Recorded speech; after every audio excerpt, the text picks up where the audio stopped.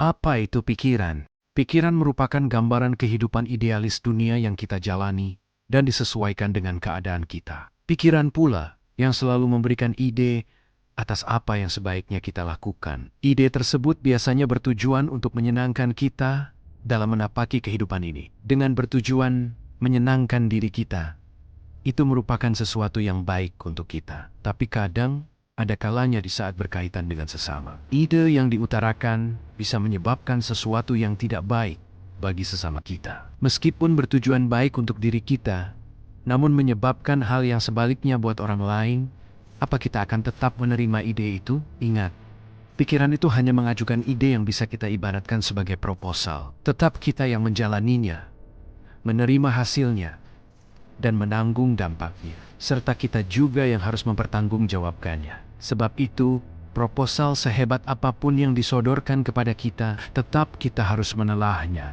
Sehingga dalam menjalaninya kita tetap tenang. Dan meskipun hasilnya tidak sesuai asumsi kita tetap berani bertanggung jawab. Memang, pikiran itu dunia kecil yang menggambarkan kondisi dunia besar. Kitalah sang pemilik tubuh dan majikan dari pikiran. Jangan sampai pikiran mengambil alih kendali kita. Sehingga yang menjalani hidup ini bukan diri kita, tetapi pikiran kita. Walaupun pikiran sering menyodorkan ide yang terlihat baik, padahal dampaknya sebaliknya. Tetap kita tidak perlu mengekannya. Karena semua yang pikiran ajukan itu merupakan pelajaran bagi kita. Menerima atau menolak proposal tersebut, tetap keduanya mengharuskan kita berpikir.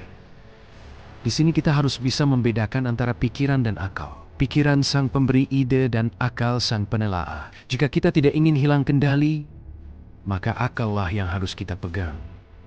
Karena dengan bersama akal, kita akan tetap sadar.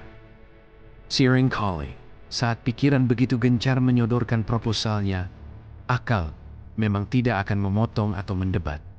Akal cenderung diam, membiarkan pikiran mengalir tanpa mencampurinya. Tetapi, diamnya akal bukan berarti ia tidak peduli. Justru karena ia begitu peduli pada keselamatan jiwa kita, ia sering memberikan tanda-tanda halus berupa pirasat. Pirosat merupakan pertanda kecil dari akal yang muncul saat ia melihat ada sesuatu yang janggal dalam proposal pikiran. Ia tidak berteriak.